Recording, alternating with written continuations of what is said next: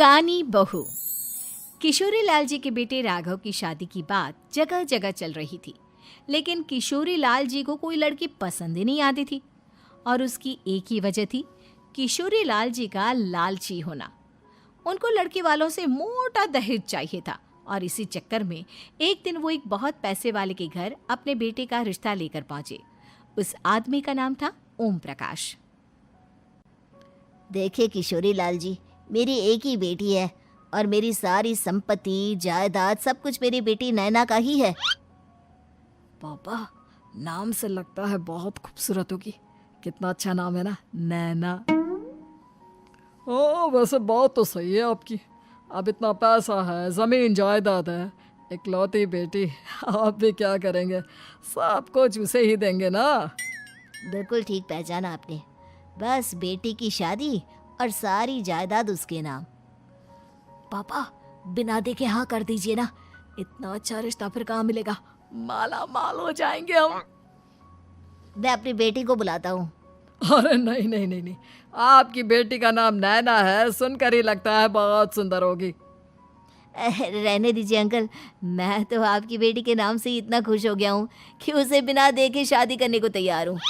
अब तो मैं उसका चेहरा सीधे शादी के बाद ही देखूंगा। और इस तरह राघव नैना का चेहरा नहीं देखता और उससे शादी कर लेता है। शादी के बाद अपनी सुहाग रात पर जब राघव नैना का घूंघट उठाकर देखता है तो नैना की आंखें बंद थी। कितने खूबसूरत हो तुम नैना, जरा अपनी आंखें खोलकर मेरी तरफ देखो तो सही। नहीं, मुझे शर्म आती है। अरे, मैंने तुम्हें शादी से पहले भी नहीं देखा, और अब अगर तुम आंखें खोलकर मुझे देखोगी भी नहीं तो मुझे अच्छा कैसे लगेगा? इससे पहले कि नैना अपनी आंखें खोलकर राघव की तरफ देखती, अचानक से लाइट चली गई और राघव नैना को पूरी तरह से देख भी नहीं पाया। अगली सुबह नैना राघव के लिए नाश्ता बनाकर लेकर आई। अरे ये क्या, आधा पराठा सेका हुआ है और आधा बिल्कुल कच्चा। ये तुमने क्या किया नैना? बहू, तुमने क्या आधा पराठा तवे से नीचे लटका कर रखा था, जो आधा सिका है और आधा कच्चा? मुझे जितना दिखेगा उतना ही तो सीखूंगी ना पापा जी। जहाँ जहाँ मुझे नजर आ रहा था वहाँ मैंने सीख लिया, जहाँ जहाँ नहीं दिखा वहाँ कच्चा रह गया होगा। इसका क्या मतलब है? ये कैसा मजाक कर रही है तुम? अरे बहू, तुमने इतना लंबा घूंघट क्यों लगाया हुआ है? देखो, हमारे घर में बहुओं को बेटी की तरह रखा जाता है, और फिर तुम तो इतना सारा माल लेकर आई हो। देखो, ये घूंघट डालकर रखने की कोई ज़रूरत नहीं है। हाँ नैना, पापा जी ठीक कह रहे हैं, तुम तो आराम से रहो, अपना ही घर समझो। नैना अचानक से अपना घूंघट उठा लेती है। अरे ये क्या पापा, नैना की तो एक आंख फूटी हुई है। नाम से नैना, लेकिन ये तो कानी बहू निकली। मेरे साथ धोखा हुआ है, धोखा। बिना दिखाए अपनी कानी लड़की मेरे संग ब्याह दी। मुझे कानी बीवी नहीं चाहिए। मुझे अभी ओम प्रकाश जी से बात करनी पड़ेगी। आखिर उन्होंने मेरे साथ ऐसा किया क्यों? अरे, आप लोगों ने ही तो पापा से कहा था कि आप लोग शादी से पहले मुझे देखना नहीं चाहते। अब मेरे पापा पर क्यों इल्जाम लगा रहे हैं? अरे लेकिन उन्हें बताना तो चाहिए था ना कि तुम कानी हो, एक आंख से तुम्हें दिखाई नहीं देता। किशोरी लाल और राघव नाराज होकर ओम प्रकाश को अपने घर बुलाते हैं। पापा जी, ये आपने क्या किया? शादी से पहले बताया क्यों नहीं कि नैना की आंखों में परेशानी है? अरे, आप ही ने तो लड़की देखने से मना कर दिया था। अरे लेकिन आप बता तो सकते थे।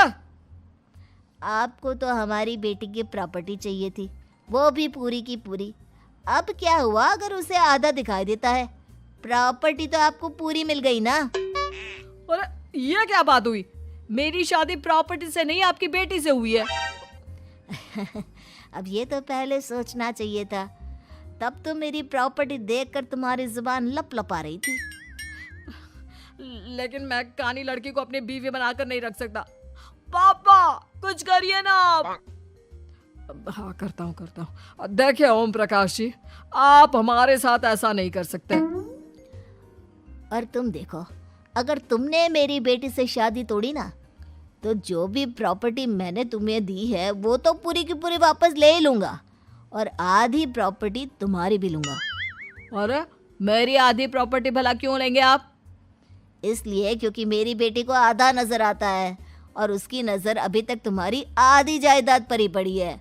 अब तुम उसे घर से निकालोगे तो कुछ तो लेकर जाएगी ना। और अगर हम आपकी बेटी को अपने घर की बहू बना कर रखे तो? तो तुम्हारी पूरी प्रॉपर्टी तुम्हारी ही रहेगी, और जो मैंने तुम्हें दिया है ना, उसमें से बस मैं आधा लेकर जाऊंगा।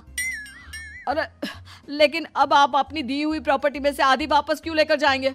अगर मैं आपकी बेटी को अपनी पत्नी बनाकर रखने को तैयार हूं तो? इसलिए ताकि भविष्य में अगर तुम मेरी बेटी को धोखा दो तो उसके पास कुछ तो रहे जो पति का हो। वैसे मेरे पास तो बहुत कुछ है, लेकिन अपने पति की कोई निशानी तो उसके पास होनी चाहिए ना। अब अगर तुमने मेरी बेटी को कानी कहा तो तुम्हें प्रॉपर्टी भी कानी ही मिलेगी, पूरी नहीं। जमाए राजा। किशोरी लाल और राघव समझ चुके थे कि वो बुरी तरह फंस चुके हैं और अब उनके पास वहां से निकलने का कोई चारा नहीं है। अब समझ में आया ना, लालच बुरी बला होती है। एक तो तुम्हें प्रॉपर्टी मिली, ऊपर से बीवी मिली, उसमें तुम्हें नखरे भी दिखाने हैं। आए बड़े, चुपचाप बैठो दोनों। कुछ दिनों के बाद नैना राघव की कार लेकर बाजार घूमने निकलती है और जब कार लेकर वापस आती है, ये क्या? एक तरफ से मेरी गाड़ी पूरी खराब हो चुकी है। लगता है तुमने मेरी गाड़ी को किसी दूसरी गाड़ी के साथ एक्सीडेंट किया है। अरे अरे कितना बड़ा नुकसान कर दिया तुमने बहू। वो क्या है ना पापा जी, मुझे एक आंख से दिखाई नहीं दे रहा था, सामने से गाड़ी आ रही थी। मुझे तो सिर्फ आधा ही दिखाई दिया और वो गाड़ी मेरी कार से रगड़ते हुए निकल गई। अब मैं क्या करूं बताओ? आप इसे ठीक कराने के पैसे कौन देगा? तुम्हारे पापा। तुमने मुझसे इस तरह से बात की? अभी रुको। नैना राघव की शिकायत ओम प्रकाश को कर देती है। देखो राघव, अब जो मेरी आधी प्रॉपर्टी तुम्हारे पास थी ना, उसमें से आधी और मैं लेकर जाऊंगा, क्योंकि तुमने मेरी बेटी को डांटा।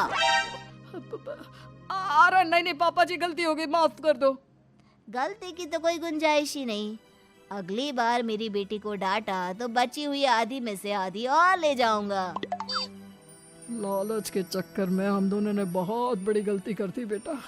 एक तो तुम्हें कानी बहू मिली और ऊपर से जो माल मिला वो भी काना।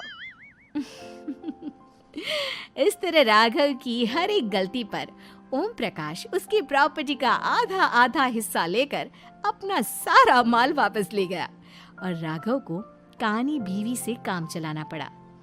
भाई लालच वाकई में बुरी बला है।